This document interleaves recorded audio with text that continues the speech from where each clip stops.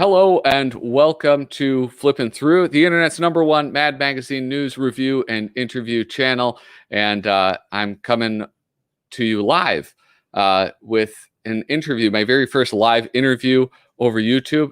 If you've watched this channel with any regularity, you know that I usually record them previous and then edit them and put them up. And I'm really excited to try this out because I haven't been editing them. And so why not have a conversation that you guys can join in on as well? My guest today, as you no doubt have seen, if you've seen on Twitter or Instagram, if you follow those social media accounts, is Andrew Goldfarb, the founder, editor. Well, actually, he's not the founder. The founder is the Freaknik himself, but the editor of Freaky Magazine, and let's welcome him now. Hello, Andrew. Hey, how's it going? It's going really well. How are you? Oh, yeah, can't complain.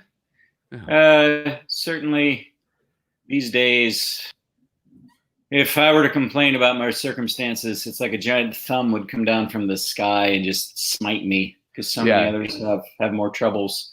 So I can't complain. Not bad. Yeah, that Terry Gilliam foot will appear. It's always hovering, like just out of range. Like, it's waiting. And if you show that much hubris, it'll come on down. Yeah, absolutely. So I don't know. I was showing off, as you saw, I'm sure, my Freaky Magazine collection, all bagged and boarded. My wow, in Mylar. Man. Yeah. It's a collector's item now, huh? Absolutely. I mean, in my mind, it is. See, I print it on newsprint to get away from the collector mentality. It's supposed to look like a piece of shit, I can't help it though. It's like it's a compulsion for me. I just whenever I get something. Yeah. Well, and listen, here, I'm not trying to like flex and show off how much money I have, but I really sprung for, the Mylar bags they have. I don't have to use Scotch tape. I can just take this off and then it seals right up. So that's how the other half lives, Wow.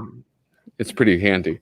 But anyway, we already have some people in the chat saying hello. Kyle Bridget complimenting the camera angle. Of course, one of the contributors to Freaky Magazine, the one and only Doug Guilford from madcoversite.com, the world-class website. Sketchy Works, hello. An aspiring illustrator too. You better, you got to get your portfolio ready, man. Get ready to send that off to Freaky. So anyway, thank you so much for joining me. I really appreciate this. You are the founder. I keep saying that, I think just because I like to say that word, but you started Freaky Magazine. Yeah, and Freddie Freaknik, the mascot, partially inspired by the way, Alfred E. Newman and Sylvester Smith, the janitor, and all those magazines had mascots. But also Plop was a huge influence for me. Are you familiar with Plop from DC Comics in the 70s? Yes, I absolutely am. And so Sergio Aragonis had that trio of witches, right, that would host the stories and would sometimes appear in little vignettes and stuff. And I think that was a carryover from House of Mystery, actually. But I really liked that. So it was partially from the Plop influence, which is why I have Freddie Freaknik, who's like a kind of a beatnik, sort of Ed Big Daddy Roth sort of character. Lives in a trash heap. I lost my train of thought there. Oh yeah, so he introduces the stories, and some of them anyway, and to bring a little bit of that sort of tying together the various, narratives of a magazine, because so easily the pages of a magazine can fall apart in all their individual niches and won't gel as a whole, but you need something to keep it together. Mascot will help. Yeah. I'm glad you brought up Plop, because that there are, I mean, with your art style, I feel like there are some influences that jump out, and Ed Roth is definitely one of them. That's like one of the first artists as a kid that I was able to identify as somebody that I enjoyed, like with all of the, I mean, Rat Fink, of course, but then he had like this whole menagerie of these other creatures. And it's like you seem to be developing that same thing. You have your main guy, and then all of these wonderful other characters that are popping up as well. Yeah, it all, whatever you're doing, I think wherever you set it, whatever kind of hideous monster may be your avatar, it's all kind of autobiographical. So like there are rats showing up a lot because I have 3 pet rats, you know, Yeah. and whatever sort of like issues I go through, you know, probably. I mean, I think Freddie Freitnig is a reflection of my inner psyche. Although to some extent, I think he was inspired by one of the artists in Freaky, because one of them looks a little like Freddie Freitnig in a way. But I won't name that artist because I don't know if that's. But I think subliminally, like I based him on this guy. But that's a terrible thing to say about someone. Yeah. Leave them guessing. I mean, I think we have another freaky artist just joined the chat. I wonder, could he be the inspiration? The Dalton Vaughn, is he the inspiration for Freddie Freaky? Definitely not Dalton. No. Yeah, that the other thing you mentioned was Plop. Plop, I had done one of my previous live streams. I had picked up just a big stack of Plops from like a 50-cent bin, and I was just kind of going through them and exploring them. And it wasn't something that wasn't a comic that I was into when I was younger. That was a discovery as an adult, and I was amazed by it, and also I felt like this sense of I guess like, you know, like FOMO, fear of missing out. I felt that past. I felt Let past me FOMO. pause you there, Patrick, because we're having a synchronistic moment. Let me show you something. Yeah.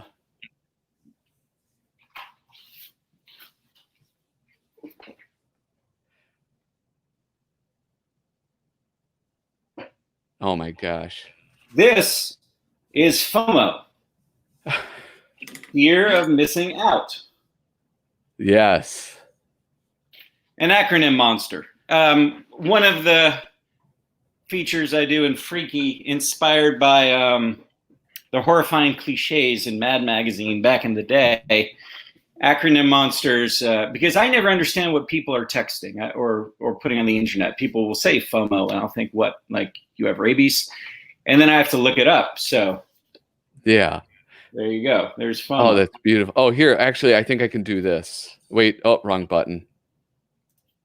Ah, wrong person. Ah, damn it. Okay, this is a new program, so I don't know how to work it yet. I was trying to make you the big screen, but I failed at it. I think we got FOMO across. Yeah. Okay, but yeah, that the acronym monsters. Like I said, there's so many things that I want to talk about with you, and so far we've touched on a ton of them. But this is you brought up the acronym monsters, and that being a throwback to Mad Magazine with the horrifying cliches, which is, I mean, that was one of my favorite features in Mad Magazine. And reading through the issues that I bought from you, definitely one of my favorite in this magazine. And I mean, your art style is amazing, and I love it, just as I love Ed Big Daddy Roth's. Do you have other I have like 5 questions that I'm trying to all get out at once, so I apologize. Who are some of your inspirations as an artist, aside from Ed Roth? Basil Wolverton is probably one of the main guys, you know, just for his absolute grotesqueness and still it looking kind of groovy, you know, the real strong lines and spaghetti hair. Yeah. Basil Wolverton, definitely. Of course, he was in Plop. I love Jack Cole, the original Plastic Man. Okay. The Golden Age Plastic Man was hilarious and very, very surreal, very weird. So Jack Cole's another comic artist I like. Of course, I love the Mad artists. Let me think. Who's another sort of major one? There's an English guy named Ken Reed. Does a strip called Faceache, and that was actually a big inspiration as well. He's less known here in the U.S. Yeah, those are the ones that come to mind. Yeah, well, and that's it's hard to read Plop or be familiar at all with it and not think of Basil Wolverton with those amazing covers that he did. Which, I mean, like that, I figured that he was a big inspiration on you too, because of like some of those acronym monsters, the exaggerated proportions. Like, I mean, it's not exaggerated in the sense of like a caricature. It's like where they take over the illustration. And it's just, I love it. I absolutely love it. Yeah, weird thing about Plop. So if you look at issues of Plop, like it starts out that way. Basil Wolverton has these great covers. And then Wally Wood did some. And then they switch over to these gag cartoons. And apparently the last issues just have these weird vignettes involving like a heroine being tied to the railroad tracks, kind of vaudevillian, like almost like a comedy napkin or something.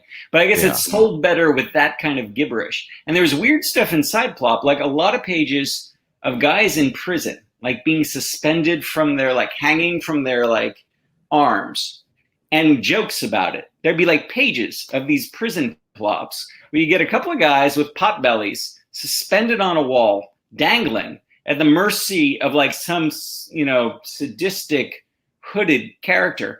And then they're like making quips and one-liners. And I found this so terrifying and hypnotizing as a child. I have no idea why, but what were they thinking? I mean, the Cracked magazine had things like that too. Didn't they call them like the hang up? Yeah. And then Mad had, I think it was Duck Edwing had ones with people hanging. Would that almost play these days? Are the days of torture jokes over? Is our prison humor run dry? Unfortunately, yes. I think that it's done. But I like in the same line, I think it goes with I mean, obviously there's a totally different audience, but like the jokes about like male prison sex. I don't know those jokes. Well, like like I mean, it's they're not like formal jokes, and I don't feel like telling any. But it's like when somebody goes to jail, and oftentimes in pop culture, people will make jokes about non-consensual, love making. Where it's like that, like very macabre humor that again is all based on prison. It's all. Well, the macabre humor, the black humor, that I think is a thread between Freaky and Plop and Sick. If you're familiar with Sick, Sick was another one of these humor magazines in the 60s, and it was a little bit sicker. But yeah, I've always been attracted to dark humor. I've always been sort of morbid, and so that factors in. So I also like Charles Adams and Gain Wilson. And my original, if you look at those issues of Freaky, you probably saw that there's kind of a progression, like a lot of changes between each issue. And so the first issue, not only is it physically different, but it's sort of got different kind of content. And my original idea was just to anthologize basically funny monster stuff, because I just like funny monster stuff. Like I like Archie's Madhouse, if you've ever seen those, or anything funny monsters. But friends of mine were drawing funny monster stuff, and not a whole lot of people were seeing some of these cartoons that I thought were good that my friends were doing.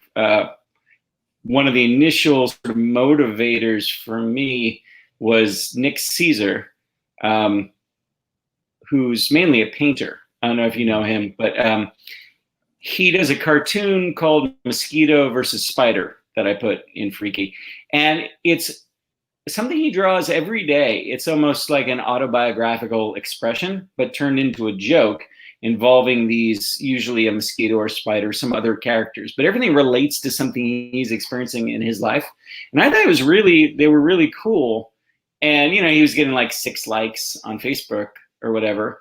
And I always had it in mind that it'd be nice to put together some sort of anthology of people that are doing things like that, kind of weird, funny, morbid stuff that I liked. So that was the first Freaky. And that was only, I guess, about 2 years ago. It seems much longer, but it was only a couple years ago. And I did it through a print on demand. I used Comics Express, which is one of these popular print on demands. And now I look at it, it's got these like thick white pages. Yeah. And it just doesn't feel like a magazine to me because it's too well made. And I had to get something that felt crappier. Because to me, like those black and white humor magazines just felt funnier, before like Mad went all slick, the stuff from the 70s when it's all on, newsprint. Yeah. Well, this is the first issue that you were talking about. And yeah, I mean, like the paper stock is like, it's higher quality, but so you've used the term to describe like the newsprint. You've used the term crappy twice. But I mean, I disagree. There's crap is good. Crap is okay. Yeah, I guess it depends on how I interpret it, because it is American. Yeah, I love that. I like the newsprint. I think that a lot of, especially like black and white comics, look a lot better on newsprint. And I don't know if that's just like I've trained my mind to think that, but that's a great question, because I don't know if the reason I like the things I like is due to nostalgia or not. So I came of age in the early 70s, mid 70s. I was born in 1968. I'm 52 now. So, in 1976, I was reading Mad. And that's how I remember enjoying it, is it was black and white. Yeah. So I don't know, but ultimately, does it matter, whether it's nostalgia or not, if it makes you feel good, and what happened was, not long after I created Freaky, I wound up in the actual Mad magazine. So it was almost like a voodoo trick that I pulled. By creating my own version of Mad, I wound up in Mad. So this may be the way to get ahead in life. Like if you want to be like a dog catcher, just put on a uniform, like catch a dog, and next thing you know, you've got the job. Yeah, you have to dress for the job you want. So I started, kind of an imitation of Mad, but it was just sort of a weird circumstance that I wound up in Mad. Couple of folks, I think, recommended me to their art director. And then I followed up, because around this time, I got really depressed, and I was drawing comics about global warming. Because I turned 50, which, how old are you, Patrick, or do you not want to say? Yeah, I am. How old? I'm 35 years old. 35. Yeah. My experience of turning 50 was you realize that you are going to die. And that probably, it was going to be a little bit of a downhill slope. Not too depressing, but just that realization. But at the same time, a government report on global warming let us know that basically we were fucked and the world was dying and it was all our fault. So I was in a bit of a downer mood, and I was drawing these comic books about it, comic strips about global warming, because just trying to convert my angst into art somehow. Mm-hmm. And I knew I had the attention of Mad because a couple of friends let me know that they had recommended me. So I figured, well, I'll draw these comics just a little bit better than I normally would. I'll put a little more effort into them, because I did not think I was good enough to be in Mad at all. I don't really think I'm that good an artist. I mean, if you look at the people in Mad, and I'm talking really about like the Bill Morrison era, it is so well done. I mean, those artists are so good. Dalton Vaughn is so good. You know what I mean? I will never be able to draw like that. But, you know, it's fine. I have my weird thing. But I didn't think it was appropriate for Matt. And I also didn't have the kind of design and Photoshop skills you see in Mad, where it's like all kind of like gradient colors and it pops. You know what I'm talking about? Yeah. Well, I mean, when you talk about like the gradient color, like I'm thinking immediately back to the black and white time where you would have Right. the wash, the zipatone, duotone, you know, all Which of is that a stuff. wonderful old school look. You know, I think nowadays people mainly kind of use computers to get that effect. But not let alone having those skills. I didn't have the kind of what seemed very designy, sophisticated art styles that were in Mad. So I just didn't see how it was going to fit, you know. But it did. Like they were like, sure. And later, I went to the offices and visited them. This was during the falling apart time, and I knew the ship was going down, but I wanted to get in a visit to the actual Mad, you know, headquarters. Yeah. So I went to Burbank and met Susie, who was my main contact, the art director that's still there. And I think she's doing everything she can with it. And if it does bounce back, it will be because of her. And we could talk more about that. But she was definitely like a force for good in the Mad, you know, situation. But I did, in the course of conversation, I realized that I had very fortuitous timing. They had actually had someone drop out and they had a few pages to fill. So I think that's how I got into Mad. Probably would never have happened if the whole implosion wasn't happening, but I'm just thankful that I got in. But getting in transformed my whole trip, you know, that, as you'd imagine, like, you get into Mad Magazine, you kind of feel like you've made it, right? So for like 10 minutes, I was king of the world. Like all my anxieties and neuroses completely disappeared. I could stand fully erect and look people right in the eye. Because after like 50 years of just being like this weird dude in a corner drawing crazy pictures and just being an eccentric, I was now in Mad Magazine. It's like the one sort of mainstream place that someone like me could wind up, that you could actually, like I did, I showed to my parents and they understood, oh, he did something, you know? Yeah. The only time in my life I could ever do that was in this case. And of course, my dad, his first comment was, so you killed Mad Magazine. Well, to me, it's the difference between, like, if I said, you know, like, I think people who are professional YouTubers, right? If they say like, yeah, I'm on YouTube and thousands of people have watched my show and I make my living off of YouTube. That's hard for people to understand that is an accomplishment. But if you said, I was on 60 Minutes, and even though that fewer people might see it, that's established enough where, you know, everybody recognizes that they have standards. You were let in. Obviously anybody can make a YouTube channel, and you know, no matter how good or bad it is, it will exist. And so I mean, of course, the truth of it is tons of people are qualified. You know, you have to just have that strike of lightning luck.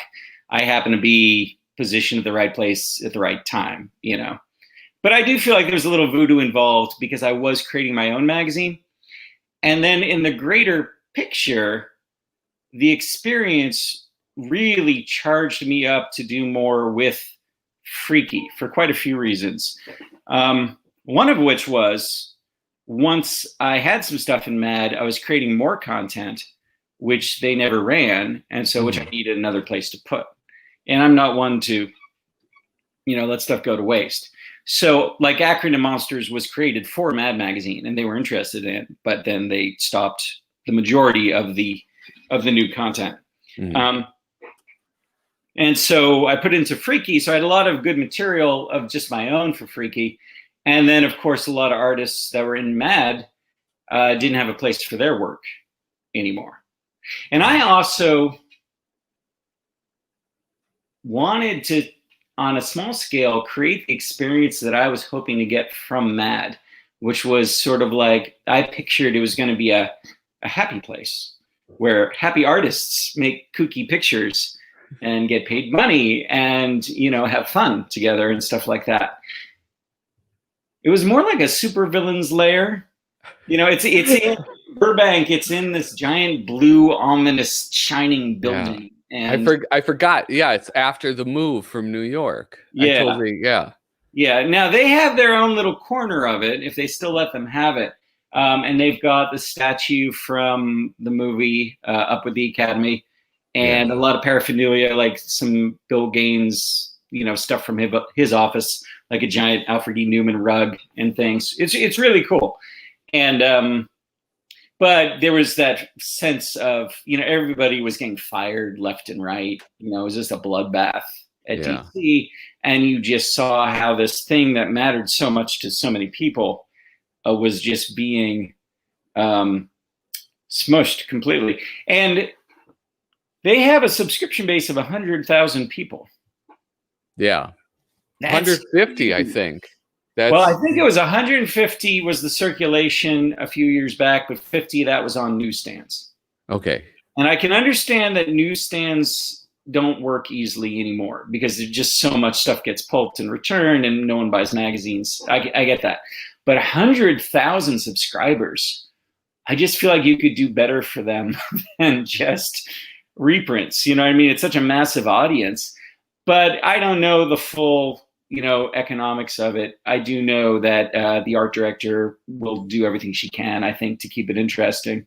Mm-hmm. It is better that there's something called Mad, I think, rather than nothing.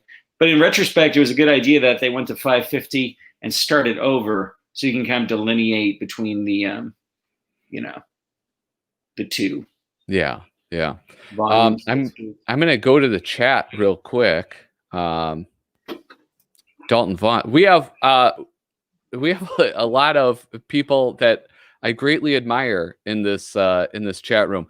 Dalton Vaughn says, "I appreciate the compliment, Andrew. I think that is he's talking about when you said he's the inspiration for the Freaknik." I think he said he's an amazing artist. Oh, is that what he said? Noah Van Sciver is here, and he says getting into Mad was like getting into the New Yorker.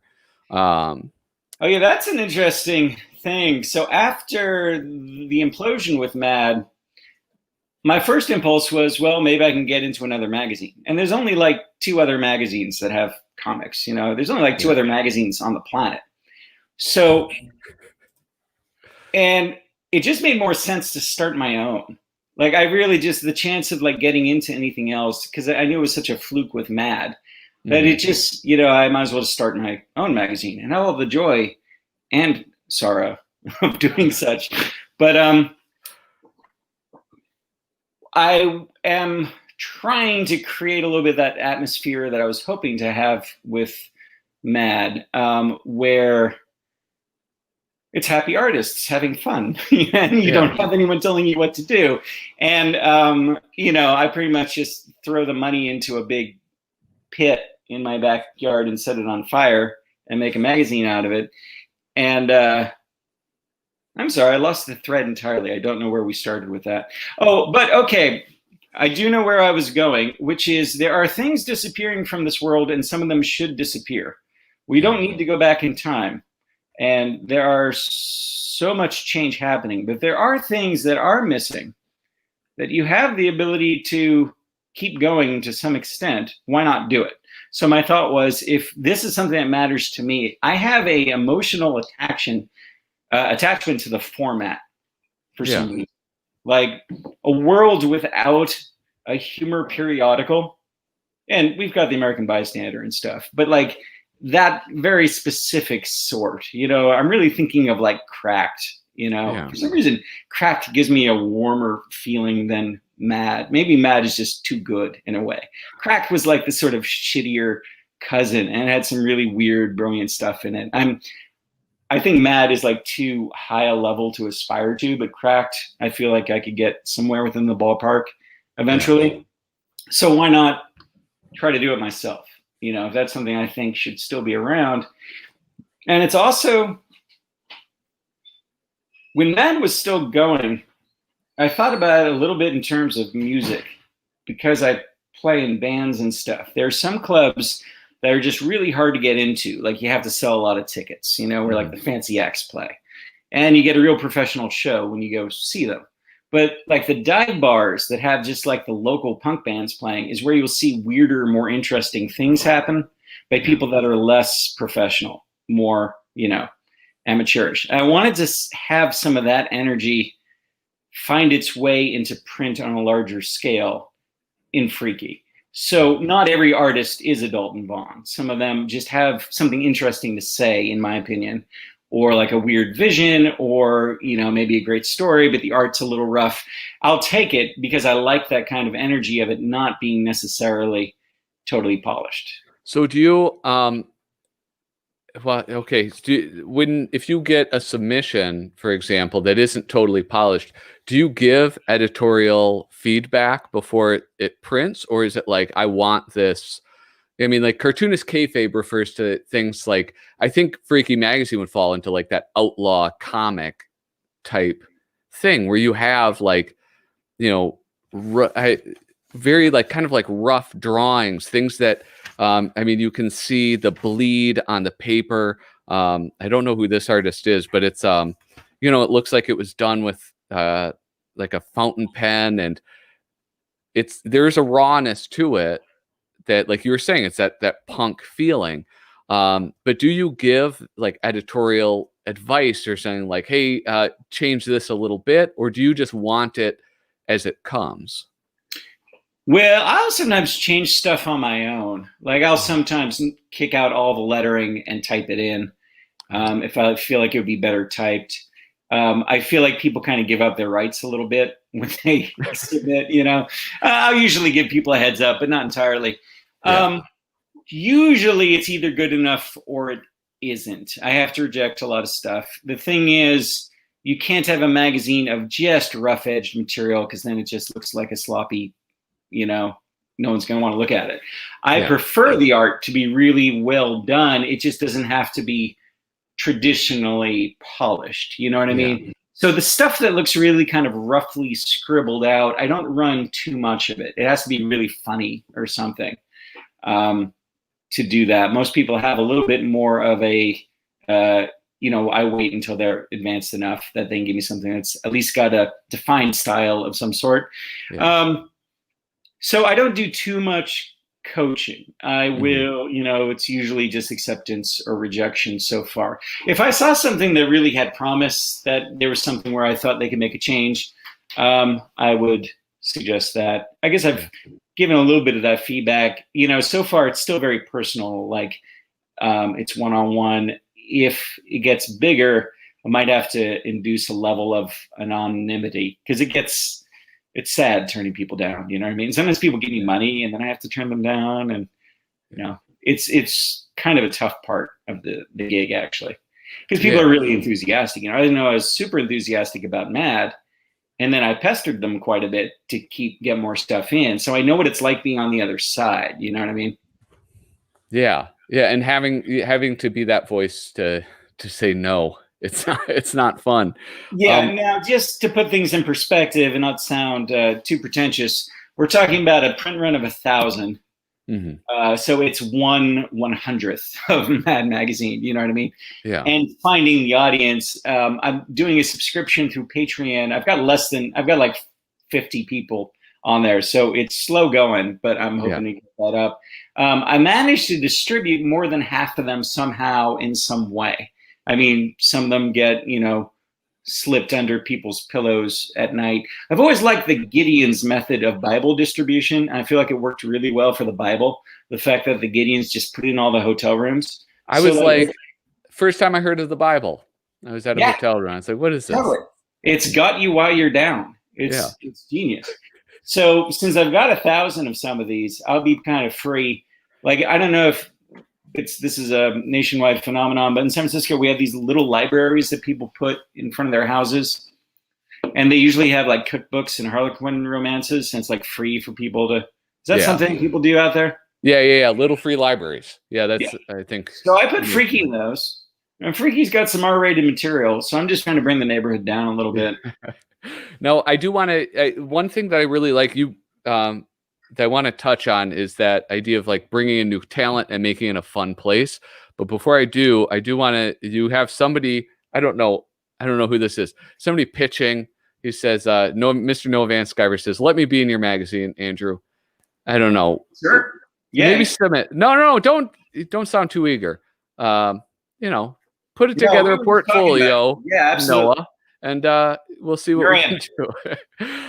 And then in the chat, if you, I put that Patreon link. So if you want to sign up for that, sign up for it. You can also, I bought my issues from you directly. Oh yeah, and I'll, at this point, I'm, anyone that writes to me, I'll send a sample issue to while the money holds out. I'm basically, it's almost like a mission or like a religious thing. Like, it also gives me a reason to exist, sort of. Like, if I wasn't doing a magazine, what would I be? I would just be like this blob that has a computer. Yeah. I would have no purpose. It forces me to engage with reality. I've had this conversation with my wife about this channel, which is like, I'm very excited about it. And to me, this is the most important thing in the world.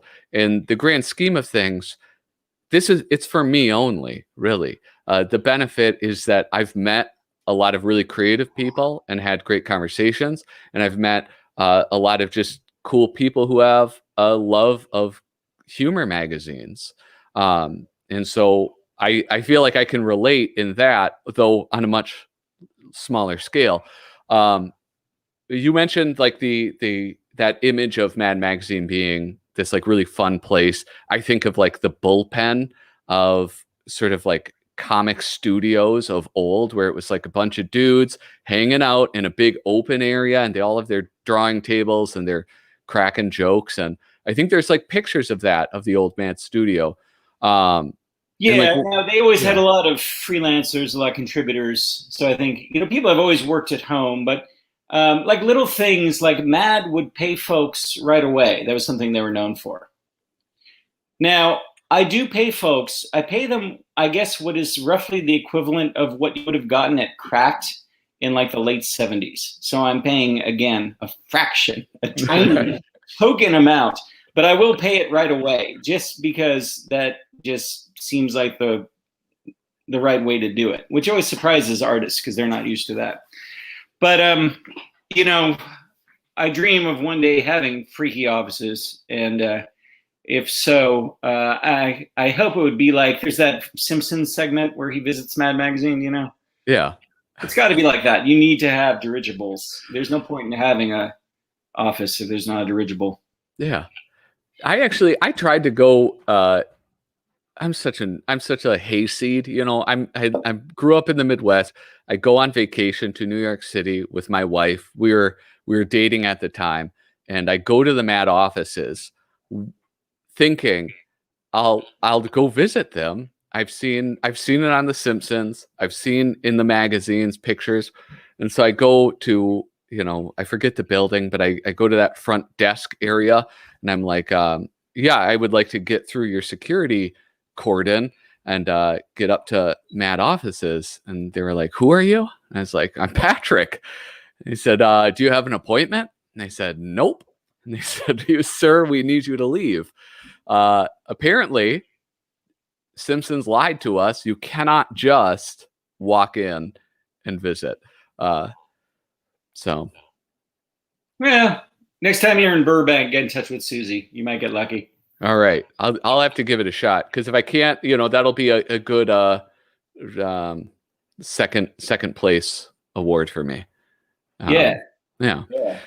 But one thing that I enjoyed about Mad, and I think this kind of connects to what I really like about you and your magazine, is that they had the things like Fundalini pages and shorts and briefs, and that seemed to be the place where new artists could enter in. Yeah.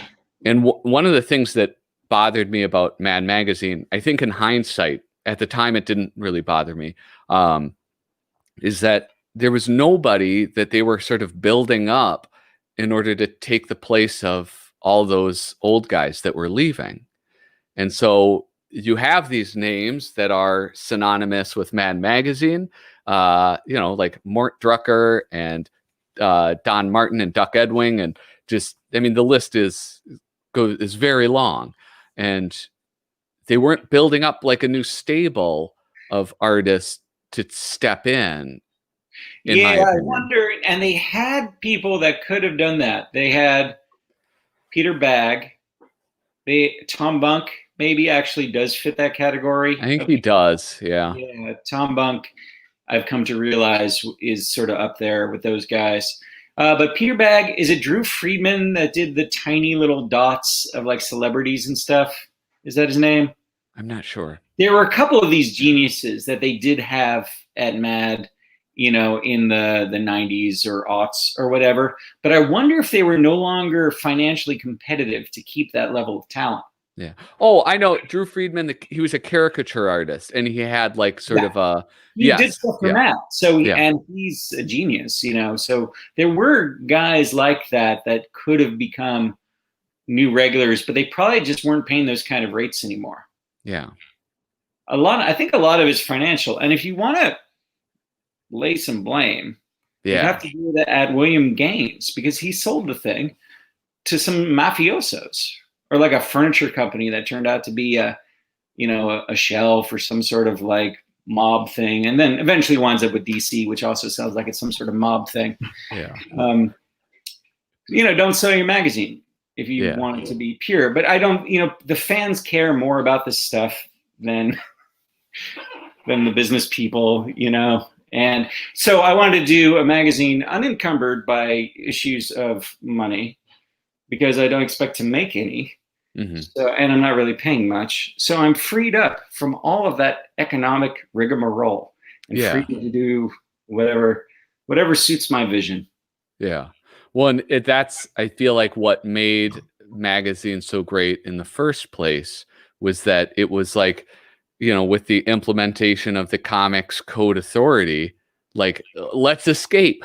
Let's just do stuff that we think is funny and wild, and let's just go nuts. And so I think that is very much in the vein of Mad Magazine.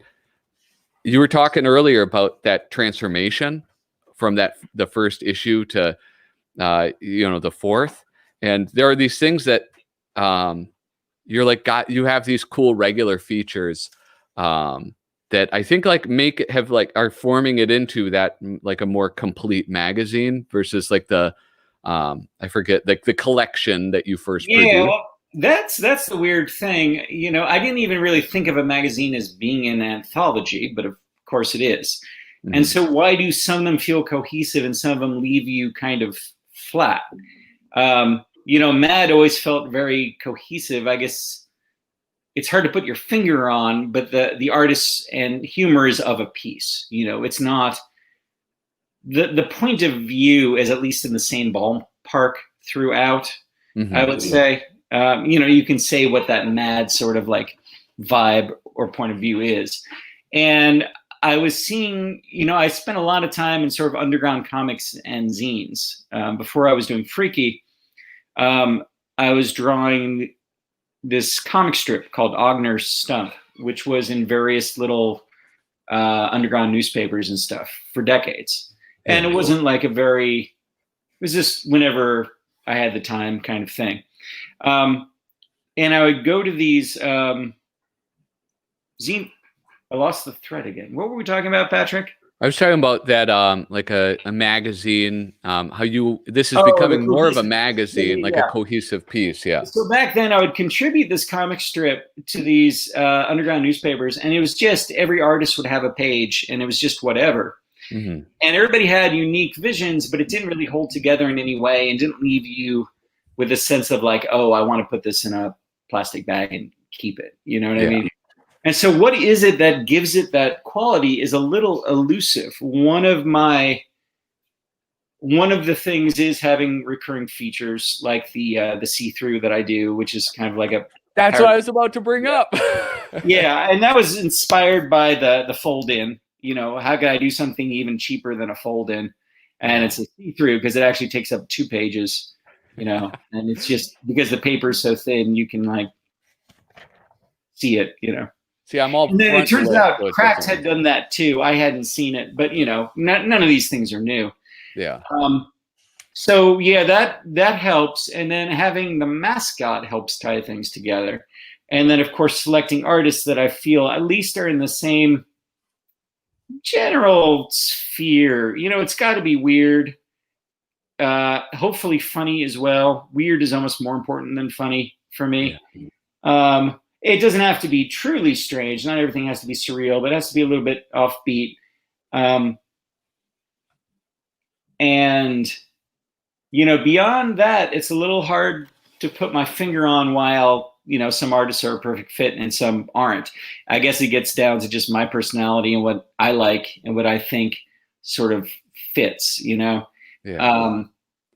And maybe it's always that way. Maybe Al Feldstein is the guy that made Mad what Mad looked like, under his tenure, because that was what he liked. I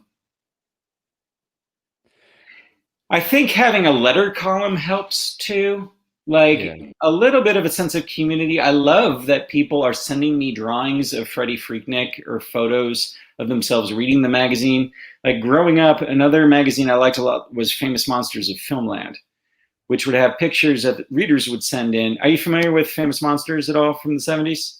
I know, like, my uncle really liked all of like the sort of B-movie schlock stuff. So I don't know that, but I'm familiar with that kind of genre of magazine. There was a magazine that was popular in the 70s, and from the 50s through the 70s, really, called Famous Monsters, and very active letter column. And people that went on to become famous, like Steven Spielberg or whatever, would get their start kind of writing in, And I always thought that was neat. I was really disappointed that the new Mad doesn't even have a letter column. They probably didn't have the bandwidth to make it happen. Yeah. I feel like something like that is important. And of course, like National Lampoon had those hilarious letters that were just completely made up, that sort of feeling of like a little bit of a sense of community, I guess, around it is neat. It makes me feel good when someone subscribes on Patreon. And then I've got like my expensive tier of Patreon, and it's just by the magazine. It's not by the month, but like $7 a magazine to get the magazine. But for $25, you get original art with it.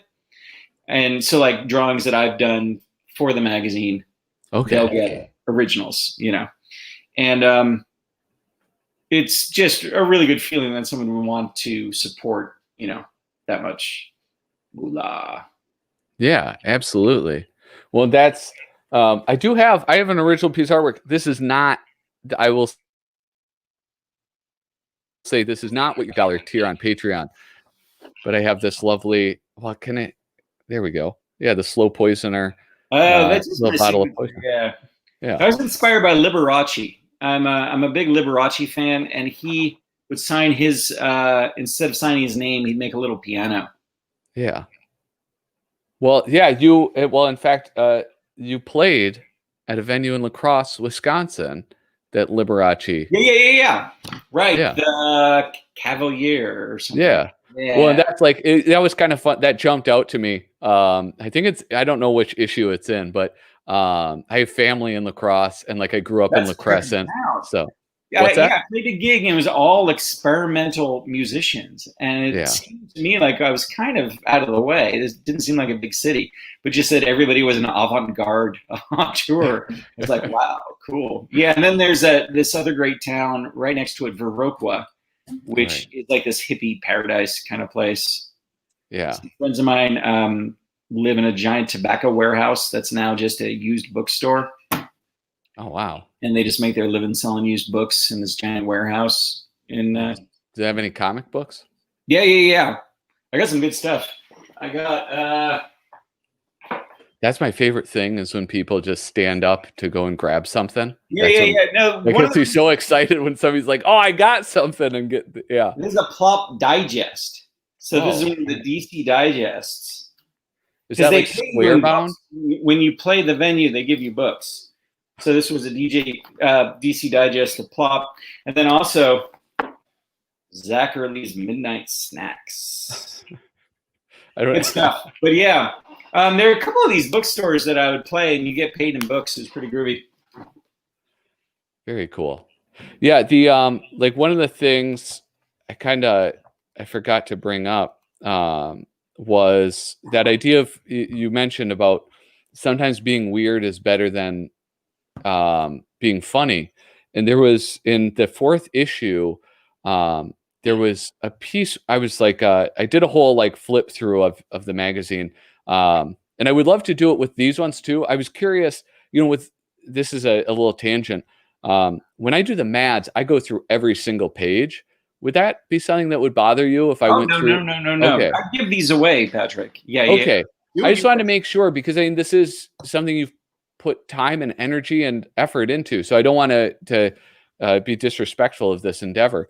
But there was one that I was looking at on in the fourth issue where I got to the end. I was like, I think I just read a poem. This is like, what is this? Oh yeah, that was the Subterranean Society. Yes, the Subterranean Society. It was just beautiful. Yeah, they're amazing. Right. That's a good example of, the kind of thing that I get really excited about discovering for Freaky, because it's such a unique use of the comic form. Even their panels are strange. Yeah. What was that? You were. Oh, that was a mascot. That was a Naga. What's a Naga? They're made of Naga hide. Well, Naga hide is actually made of them. It's kind of sad. What's their native environment? Yeah, I got the birth certificate somewhere. Yeah. It says, I am a Naga. I am not a toy.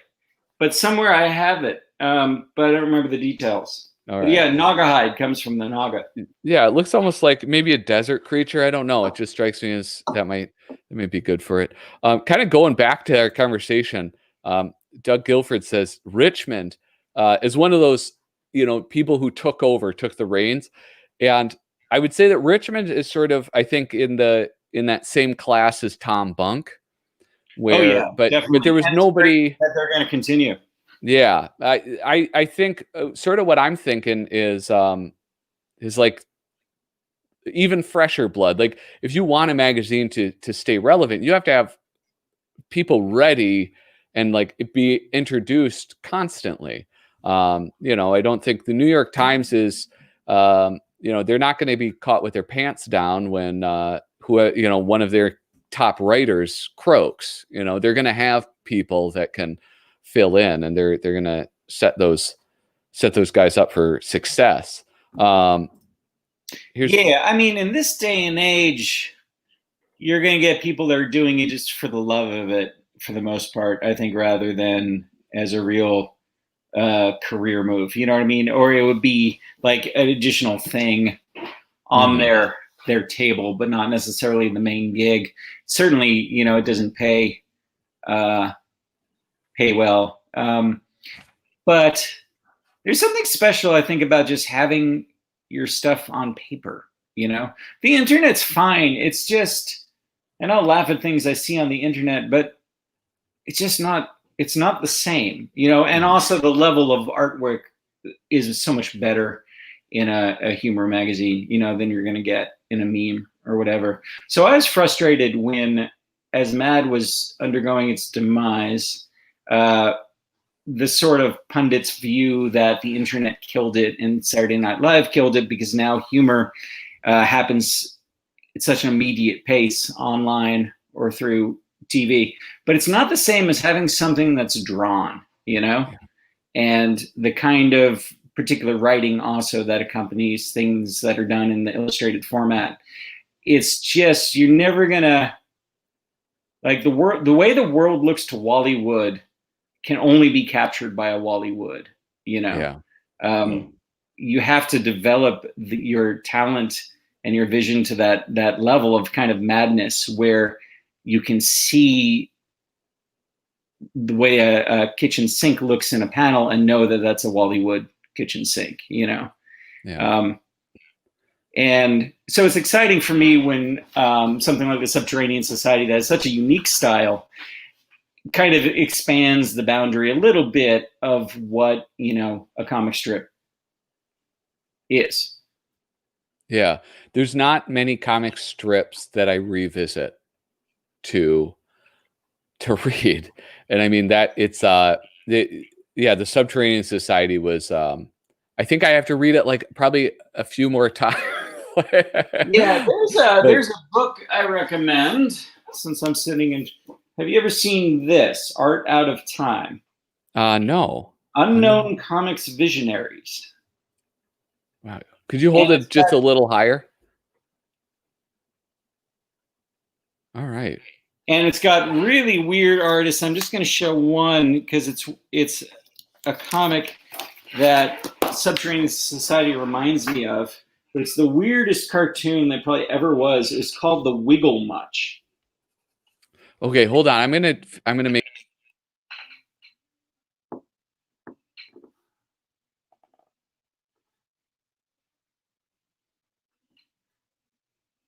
Yeah.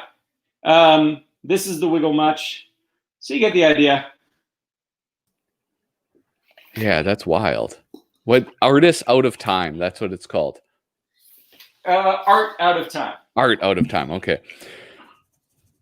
But yeah, anybody who's worked with kids or who has kids, they've told them like everything on the internet is permanent, but that's a half truth, right? I mean, like if you're a creator, you know how impermanent your something you post on Instagram or Facebook or Twitter will be. Like it goes by so quickly that your audience doesn't have a chance to see it. Whereas this, your audience might have to look for it, but it's there, and it's this is better. I think the tangible physical reality definitely has its virtues, and I'm finding myself just a little bit disillusioned with this whole computer thing lately. I don't know if it's the pandemic getting to me, but I'm just spending a little less time online and just more time doing analog stuff. I still do the drawing with pencil, brush, and ink on Bristol board. I don't use a tablet. I just like having that physical craft. Some of it is a connection to an earlier age and way of doing things. I really respect the level of craftsmanship and the sort of satirical angle that Mad took during its heyday, and it takes work, and discipline to get to that level of creating something that's anywhere near that level of being something worthwhile that people want to read regularly, yeah. One of my favorite writers in Mad Magazine, and because it is like such a visual medium or a visual art form, creating a humor magazine.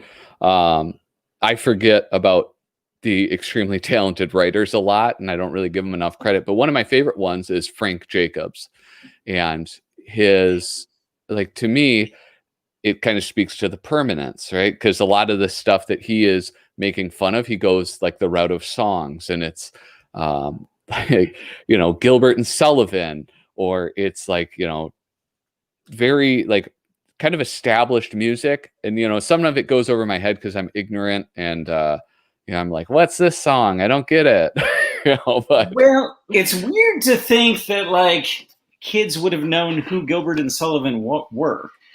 That's thank you, because there is another part of that too, where there is this so much literary allusion that he uses also.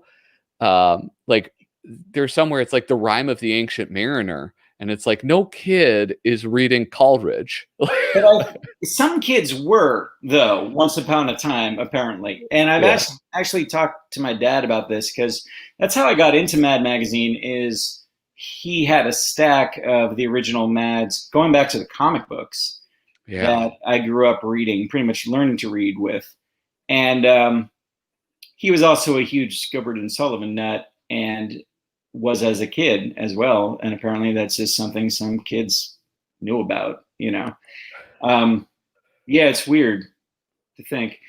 I How did you get interested in Mad? And what have you covered your backstory here? I don't want to drag you through it again, but Yeah, I think I have. I can really. I had short version. sort of two influences: my father and his brother.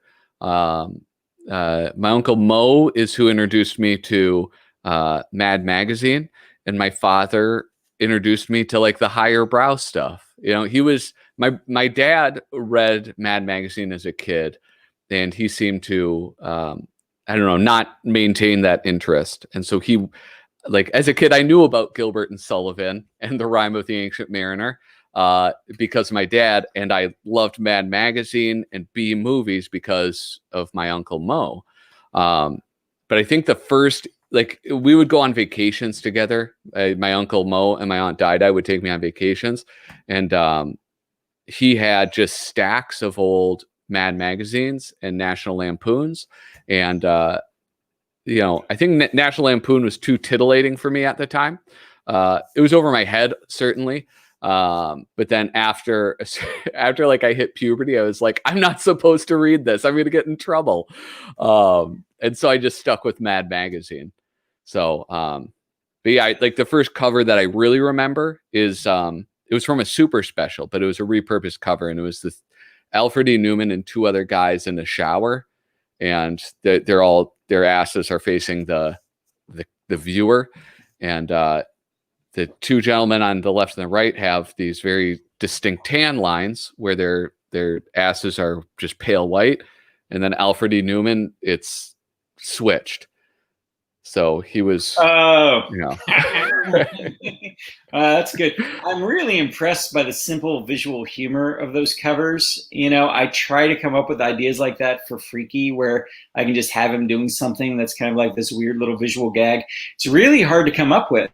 And yet it used to be so common. Like any kid's comic book, like a Mickey Mouse or a Casper, would have that kind of simple visual gag. Something involving a broomstick or a sign or something, where the character's just doing something kind of weird and funny. It's really hard to come up with. Yeah, well, and that's like Norman Mingo Kelly. All of the cover artists are great because they've always had great editors and art directors at Mad Magazine. But to me, like, Norman Mingo stands out. I used to have like my favorite issue, which is the donut hole. It says like Fink's Donuts, and it's showing what is behind him, and it's like, that is like just very subtle things like that I absolutely love. But yeah, Norman Mingo is perfect. You had I think it's on the first one. Yeah, here it is. The back cover is just this lovely I thought this was a fantastic one, especially like, if this, did you have plans of doing more when you first did this, or was this at the time maybe? 100% sure.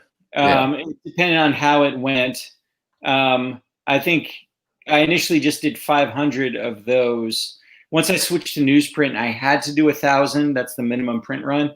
So it's a bigger investment of time and money. It's also really scary doing 1,000 of something printed, because whatever mistake you've got is going to be on 1,000 of them. It's really terrifying. Yeah. Like getting over the proofs and knowing that once you sign off on it, that's what you're stuck with. I'm always terrified that the see-through will wind up on the wrong pages, so it won't work. It's really anxiety. I think that's, I'm doing it twice a year now. I'm trying to do it every 6 months. I think I may not be able to increase it beyond that. It's just too stressful, Yeah.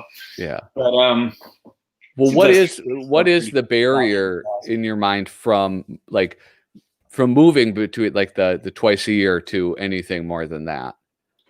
Well, I think I have to probably get up to about 1,000 subscribers for it to break even. I think it'll take about that much. And I think that's true of just about anything. You need to have 1,000 people interested for it to really work, Yeah.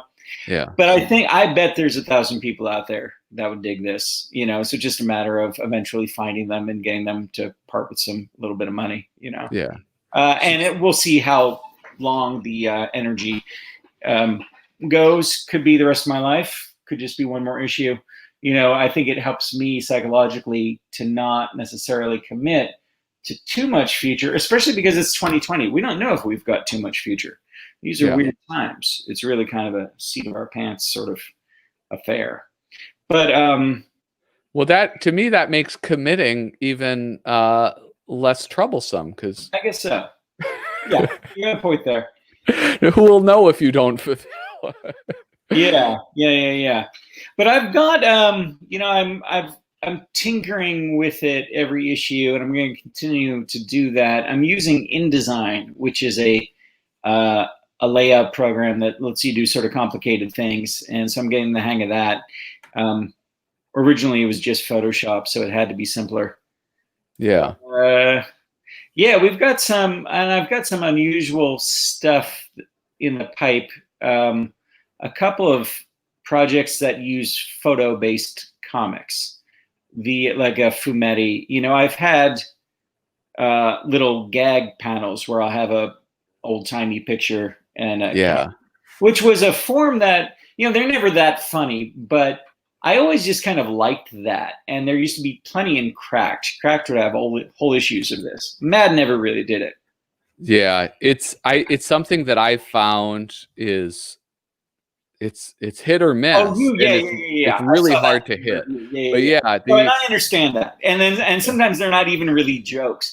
I just, again, have an affection for the format. There were these, but I'm gonna try to do some things that are a little more sophisticated with it. If you've ever seen Help, which was Harvey Kurtzman's post-Mad magazine, he would do whole stories that were done with photographs and captions, you know, word balloons, both photos instead of art.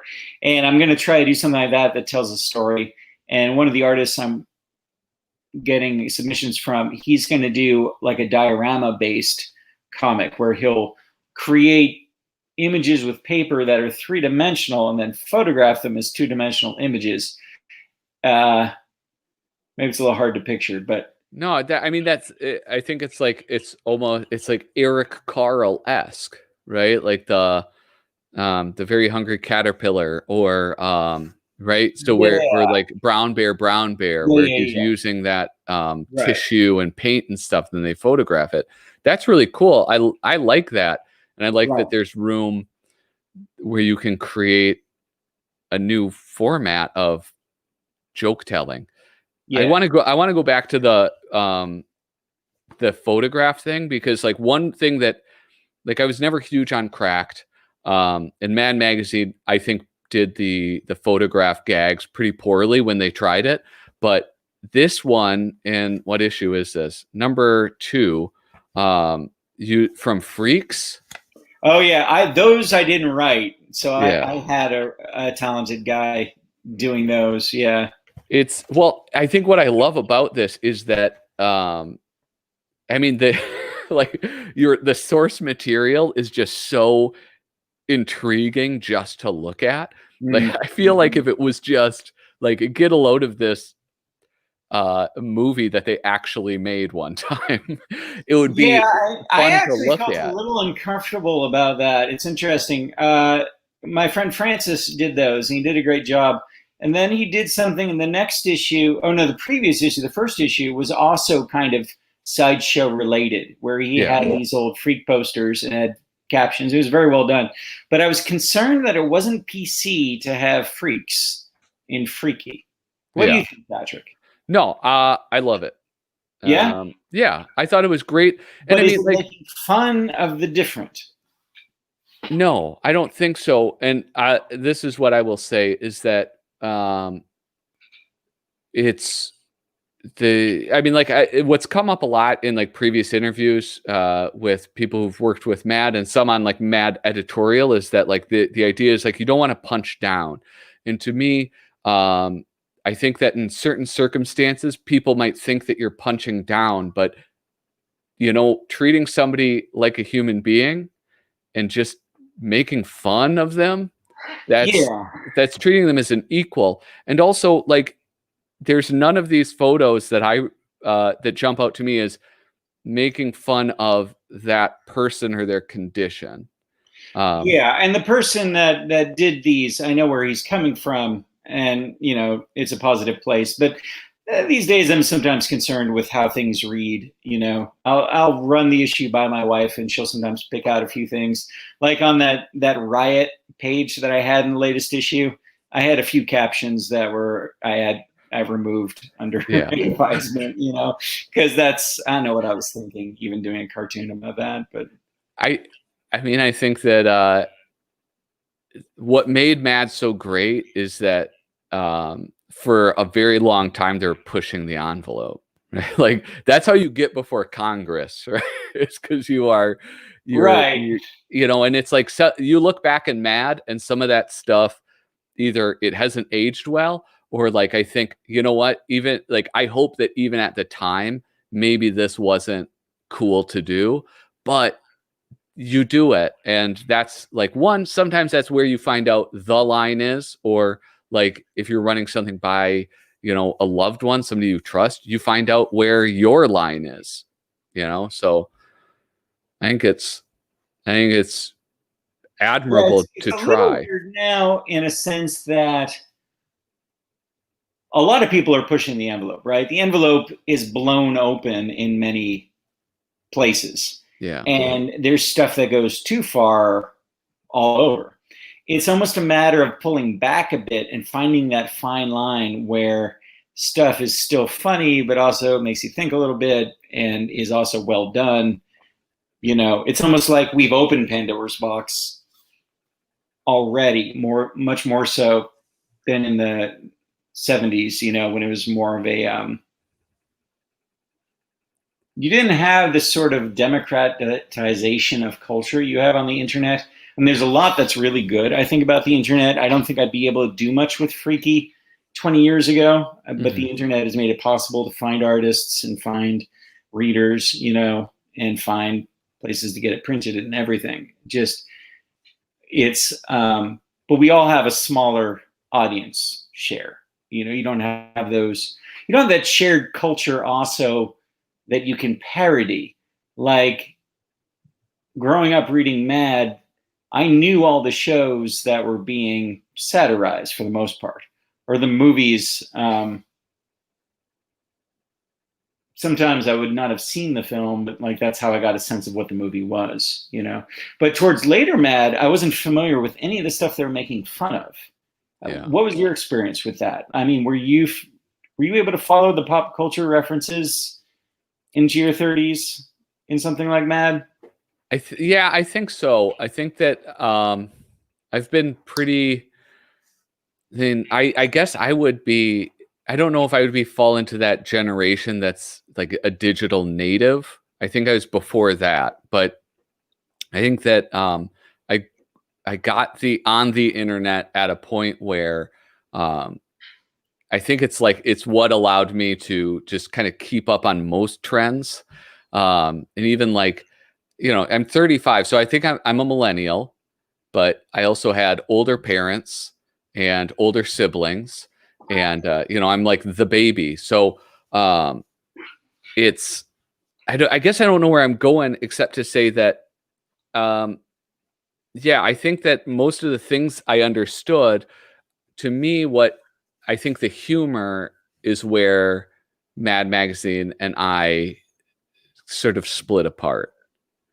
I think there's a lot of things that I found funny that, Mad just didn't follow the same path of humor that I did towards the end. To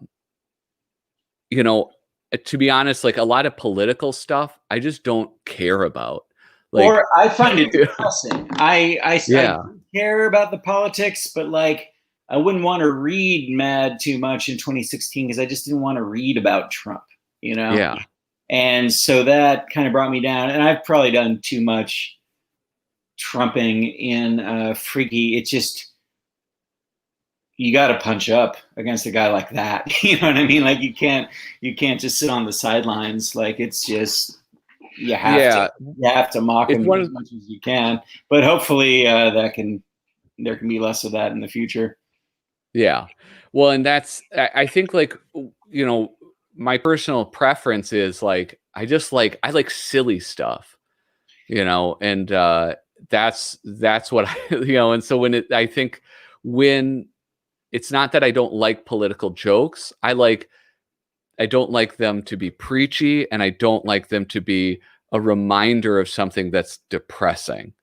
I think that's sort of my favorite stuff, I think, in Mad were the surrealism of the 1 or 2 page gags that would be done by Don Martin or sometimes Al Jaffe, where it's just something weird going on. There's this amazing Al Jaffe one where they're constructing a skyscraper and a fly lands on the blueprints, and someone smashes the fly on the page, and then they make the building, and then you turn the page and the building is in the shape of a giant squished fly.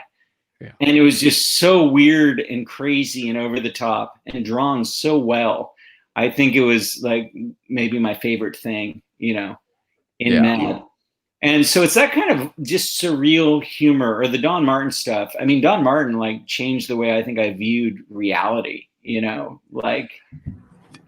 So I got a new video like review coming out tomorrow. I put them out every Saturday, but it's a Don Martin one. And like sometimes Don Martin's like his multi-page ones I get irritated by, because he does have I think sometimes his style is better in a tighter format. But there's it's like some guys in a helicopter and it's Mount Rushmore. And he's like, you know, this is a one-of-a-kind view. It's beautiful. Wait till you see the other side. Nobody gets to see the other side. And they turn around, and it's just all of the presidents like with their asses hanging out on the other side of the mountain. That's genius. And I think not only is it genius, I think it's important to have that kind of humor in the world, because it expands your horizons. It expands the boundaries of your thinking. Like, it's just not something I would contemplate, like, oh, you know, are there butts behind the mountain? But he had this way of just looking outside, you know, the way things work and coming up with stuff that was just so strange. And he had such a defined and unique style of doing it, you know. And so that's definitely a format that I want to do more with, because it's another one that's kind of vanishing, is that, you know, taking a page or 2 pages to tell just a weird gag like that for no real purpose of just being freaky, you know? Yeah, absolutely. Well, and that sort of, you know, like, so Kyle Bridget, you've published some of his stuff. He's in the chat. There's storytelling without words is it's such a wonderful art form, and it goes back to I don't know, what is that? What are those where they would paint in the cave paintings? But real quick, like kind of bridging over from like the thing about political humor and stuff, like one of the things that, like, when I have conversations with people about Mad Magazine, is that nobody remembers that one joke they had about Bill Clinton. Like, we're all amused at the time, but that's never the memory that people carry with them. It's that Al Jaffe gag or the Dave Berg stuff. Even though I have very strong feelings about Dave Berg, it's the silliness, it's the whimsy, it's the, you know, pushing the envelope in other ways. That's what lasts. Oh, I'm sorry, my mistake. I thought Kyle Bridget was in the chat. He is currently not. Yeah, well, the one that he did. Speaking of flies, in the new issue, there's this one called Comfortable Worldview, where a guy is looking at just a fly buzzing, you know, in the air, but then you zoom in and see that the fly is actually destroying entire buildings. Just this guy's in a penthouse, you know, and I thought that was just genius. I mean, that says all you need to know about our class divide right now. Here, I do want to say, just because this is going to stay on the page forever, and I do want to show folks, if they're coming in, whether they're here right now or coming in later. This is the Freaky Patreon, Freaky Magazine Patreon. And you were saying, so like the subscription magazine, it's $7 per magazine. It's not like a lot of times with Patreon, it's like a monthly thing. Yeah. I took my inspiration from American Bystander. Are you familiar with American Bystander? Yes. I haven't read it, but I am familiar from like Dalton Vaughn. Yeah, right. Yeah. They do this, and I didn't even know you could with Patreon do a subscription by magazine. But yeah, so I just tried it out. But yeah, it seems to be going pretty well. So it's not monthly; it's just per magazine, which is generally twice a year. Yeah, and then so it's $7 if you live in the United States. Otherwise, it's $11 just because of the higher shipping rate. And then the $25 one, you were saying that's a magazine and original art. Do you have a piece of art handy that we could just show so people would? Yeah. If you want, it's in the description of this video. There's a link to Mr. Goldfarb's Patreon, Twitter, and some other website. I don't know though. So, for example, we were talking about the fear of missing out, the FOMO. Yeah. So I do my work on 11 by 17. How do I get you to be big? Why am I such a I think idiot? Basically. Oh, whoops. There you go. So I'll do a couple on one side, and then the other side usually has something older that I did. I'll use both sides of it. And then so I'll usually include a couple pages like this so they get a variety. That's awesome. So it's like, that's super cool. So you double dip on the Bristol board. Oh yeah. So you get some of my art from 15 years ago or whatever, and then you get something new that was done for the magazine. Yeah, very cool. That's awesome. That's super cool. So I have a couple of those magazine, like I have Mad Magazine number, I think it was 60, where it's the first appearance of Spy versus Spy. Ooh. And it has the last appearance is coming up. Yeah, that's depressing. Well, until it gets revived, Though I don't know now. I really don't know. I don't know if magazines and comic books, if that's going to be a thing in the mainstream anymore. I could see a day where just all books. And that's fine, really. I mean, it almost makes sense, like with what Tom Richmond is doing and stuff, to go to the book method. I think it's more cost-effective for publishers. And I remember going to a comic book store in Spain or France, and there were no comic books. It was all books. It was all graphic novels. That's just what they did, Yeah, that's in Europe. It's like the album format, and you get things like basically like Tintin. Tintin is. I think they were strips originally, but essentially that, where it's like square bound. Oh yeah, books. And actually in England has a whole history of that. This is the Beano. The Beano was a weekly comic. Weekly comics were common, and then it would be annually bound. At Christmas time, you'd get this. While Daddy was at war. Yeah. I don't know why I just laughed at that. Because it's terrible. It's just a terrible world. Wait, can I show you something? I clicked on this, but I don't know if I was going to bring it up, but I'm going to bring it up. So I thought, hey, maybe there's some news about Mad that we could talk about. And so I Googled Mad Magazine, and one of the results, this should kind of give you a sense of the state of things. This was one of the things from Discount Mags that came up. This was almost like, if you're interested in Mad, think about Catster. I know this looks silly, but this is not. I don't believe that this is a spoof. I think this is a. No, I think I've seen Catster at the vet, actually. So my question is this: like Mad Magazine, apparently, like DC Comics, I should say. I don't think anybody at Mad Magazine wants to not have Mad Magazine. DC Comics, though, seem to not believe that 150 issues, 150,000 issues is warrants like a regular magazine. And yet, I mean, how does Catster survive? That's a great question, Patrick, and I wonder about it. You know, we talked about England, you know, Viz in England. Are you familiar with Viz at all? I have no idea, no. Let me show you. Here's the annual, but it also is a magazine. Tom Richmond contributes to Viz, actually. Oh, okay. But Viz, it's got humor stuff, and then it's got comics. Here's the Fat Slags. It's adult. And what were we talking about, Patrick? I'm sorry. I was talking about Catster magazine. But before we do that, distribution and a magazine working. Yeah, they've got like a 50,000 subscribers, but they're on newsstands. But maybe England's different.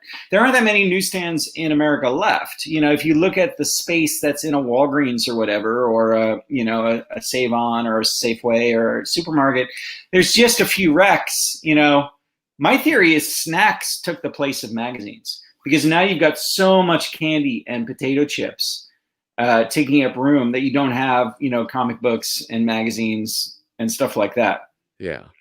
But so it's just fashion magazines like orgasm counting type stuff. It's definitely a niche. I'm not sure. I'd like to see, though, there are ways to do it. Cartoons magazine. No, see, listen, when I say I'm ignorant, I'm not being facetious. We're not talking Shakespeare here. But hold on real quick before we go on. Kyle Bridget had a question. He says, is Canada the $7 tier or the $11 tier? That's a great question, Kyle. And you know what? I've received both ways, and I leave it up to the individual. But you're right, $7 is appropriate for Canada, and I will take it. Give him the $11, Kyle. Kyle gets as many contributor copies. Another perk of being in Freaky. Cartoons magazine. Oh, Cartoons. I know Cartoons, yeah. Cartoons was revived and is actually on shelves with a print run of 15,000. So they're doing it somehow. Of course, people that drive cars might be interested in cartoons. I just have to find enough freaks to be interested in Freaky. Yeah. So have you, like, you brought up Tom Richmond, and so he's doing the album with Desmond Devlin. Have you thought about doing anything like not necessarily that scale of like a full hardcover book or something, but of doing an issue on something like Indiegogo where you have a flexible goal and that you could promote in those look like so much work to me. My feeling is I should just get a job and save up some money. That's always been my feeling with Kickstarter. It just seems like so much hassle. It's just the kind of stuff I don't want to do. I'd rather just like dig ditches for a while and find whatever I need. It just seems unpleasant. Like, there is like a hustle involved. Oh, sorry, go ahead. I support some campaigns, and I don't mind that. I think it's great that people do that, and it's nice to see them get funded. But I just don't feel like doing it myself. Yeah, there's a real hustle involved. Like, I've seen lots of people where it's like, once a week they're online, they're doing live streams, they're promoting it on, just all over the place. And the ones that I've seen are the ones where if they don't make the goal, they get nothing. Why is that even still a thing? Isn't there one where you can keep whatever you get? Because it just seems so stressful. I'm not really into stress. Well, that's the thing is, I don't want to, I think that it could possibly work for you. Obviously, don't take this. I'm no expert. But I know on Indiegogo, you can do a flexible goal. And it's like, hey, I have Freaky Magazine, contribute, $7 and you're going to get a magazine. And then, whoever backs it, if it's a flexible goal, you get that money. And, I think that like something I think people get nervous with books. Like, it's like, well, are you going to produce this? But I mean, you have a track record. You are producing this magazine. So I think that that's one thing, You got Yeah. going for you. Maybe. Yeah, it involves more time on the computer. Yeah. But it's if I can't scrape together the money, it costs a couple grand to print the thing, so that's like $2 a copy. But if a couple grand, there are small crimes one can commit. There are ways to do it. Some, what do you call it? Light fraud. Yeah. I mean, and I'm in San Francisco. Like, people have that just like dangling out in the street. You can get it. Excellent. I wanted to, I did want to talk maybe about like the new Mad, and we've touched on it like here or there, but like one thing in a lot of my interviews that I end up talking about or asking about is if you had creative control of Mad Magazine, what is something that you would like to see happen? Oh, I think original material is important. I think that'd be the first thing to drag in there. I can think of all kinds of ways to cut costs, but I would be doing that in service of original material. Yeah. Original material above all. I think so. Yeah. Yeah.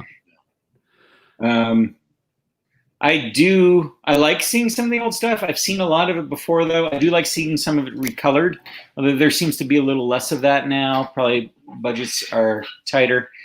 Yeah,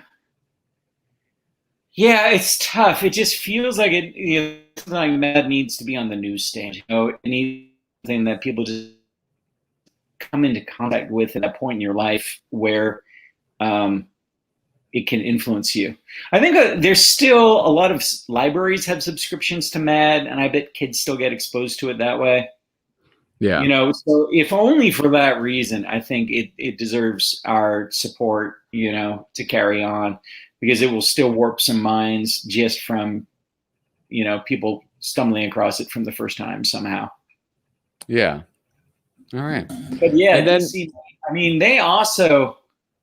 they killed Captain Marvel, the original one, right? And they messed over the guy from The Watchmen. And they have both Plop and Plastic Man and aren't currently doing anything with them. It's like, there's a lot, head of DC is a job I would take. I would make some changes. That would be, well, and as somebody that you like comic books too, like American style superhero stuff. What's his name? E.L. O'Brien? Is that the original Plastic Man? Yeah. Yeah. He was the crook. Yeah. And it's like, that's such a fun thing. I mean, there are good stories to tell with those Golden Age characters. I don't follow superhero comics anymore. And I think part of it is that the artwork, it's almost gotten too good for me, and it doesn't reach me. I think I grew up with the iconography of when they were still inside the panels. Now they've all fallen out of the panels. And I think my eyes don't understand how to read it. It's maybe a manga thing. Yeah. Well, that's what they got to catch up to. I mean, because that's what kids are reading more than anything. It seems like DC right now is trying to go after like the young adult graphic novels, like, because there's that woman, Raina Telgemeier, who is just like the Stephen King of, young adult graphic novels. She has like everything she touches turns to gold. It's amazing.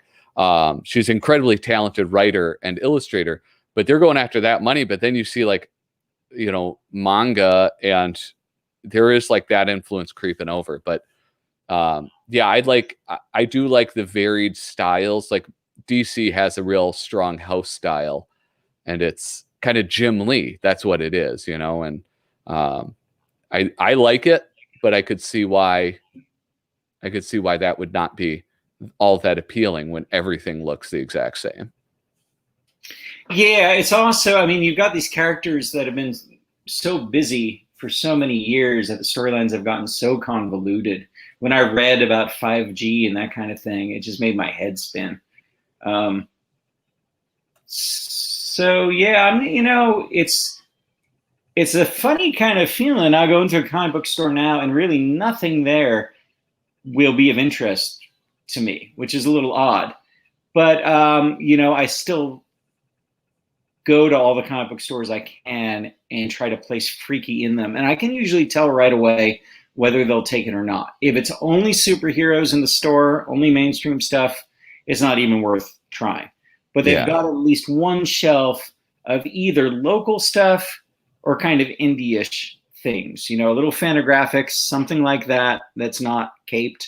Then I'll try pitching Freaky, Nice. Yeah. And it is like you have like a lot of comic shops are having to go more of like this corporate route where it's like, even, if it's a lot of superhero stuff, the wall of books is shrinking, and it's like, well, no, we can put pops up here. Like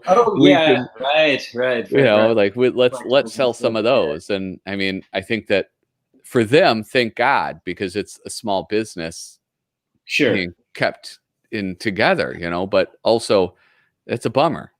I want comic books. I found myself going back and reading a lot of old stuff. Like I picked up all of the John Carter Warlord of Mars that Marvel put out. And it's just a fun adventure book. It's like I read through like all 30 issues of that run in just like 2 days. It was just, I couldn't put them down. But going back, like, thankfully there's enough of a backlog. It's sort of like Mad Magazine too, there's enough of a backlog to keep us busy, even if it's not all new stuff. Psychologically, that was something I experienced a little sadness about. It didn't feel the same not having Mad Magazine be there as a commentator on the world. It's hard to explain. It was like not having cheeseburgers in the world anymore. There was this weird sense of, and I don't really eat cheeseburgers, but the point being, like, I felt this kind of weird, to a small degree, sense of comfort just knowing that Mad was on the shelves. The universe still made sense to me. Like, if Mad Magazine was still there, and certain other, things like shoes. You need shoes. You need Mad Magazine, whatever.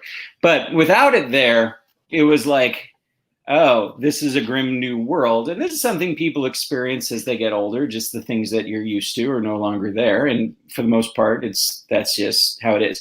But as I think I mentioned before, if we want to keep some of this stuff happening and we have the power to do it, we can just make it happen. I can read a magazine. Like, if you miss having record stores, you can open a record store, whatever. It's almost like our duty to give it a try if we feel like there's something that's lacking in the current scheme of things. Yeah. I love that.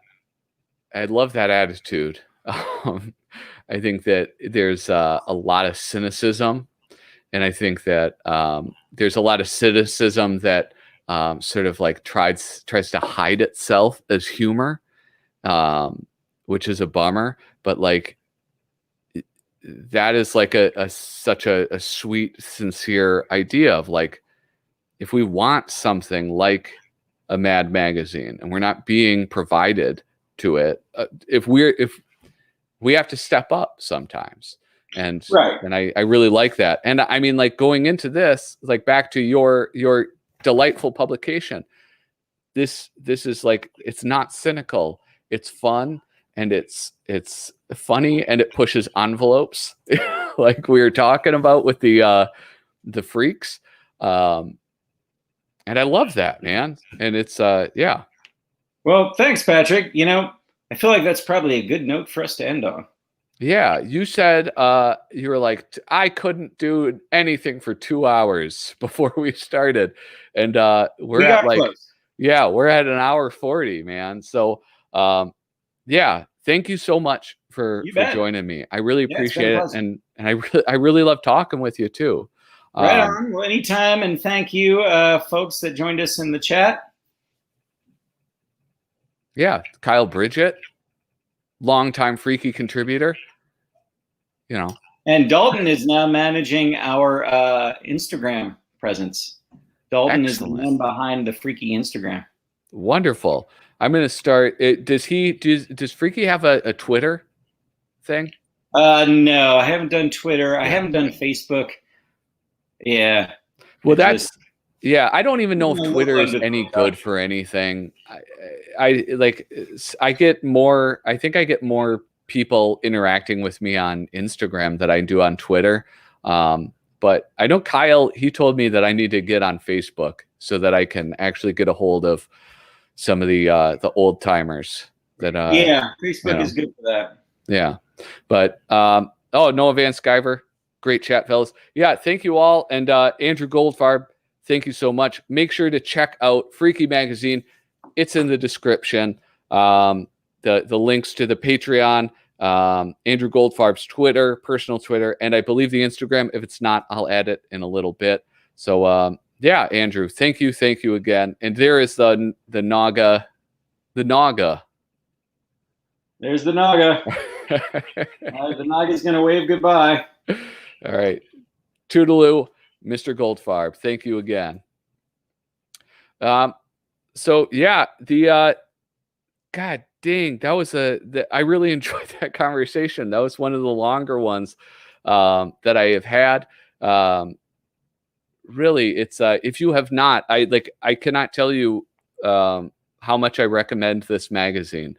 It is so much fun, and you'll see kind of what we talked about, that transition from this sort of like compilation or kind of what did he say, like a menagerie or an album of things, into like more of a magazine style, with the see-through pages and these things that are kind of recurring features. Thank you so much for watching, and with that, toodaloo.